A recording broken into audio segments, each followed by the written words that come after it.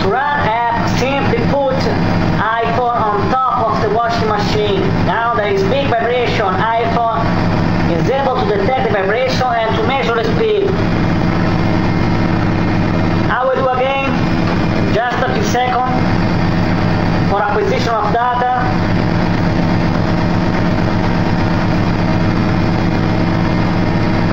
And you can see on the display the speed. Now I will stop the machine and I will describe very shortly how the app is built. The app WashSpeed uses the triaxal accelerometer of iPhone, and afterwards a mathematical algorithm detects the main order of the data of vibration, that means the speed of the drum.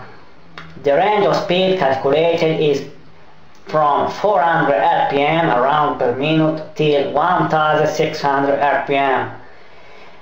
Lower limit is because for lower speeds vibration is very low, and therefore mathematical algorithm doesn't work very well. For higher speed, for the higher limit is because in the market not so many machines with higher speed.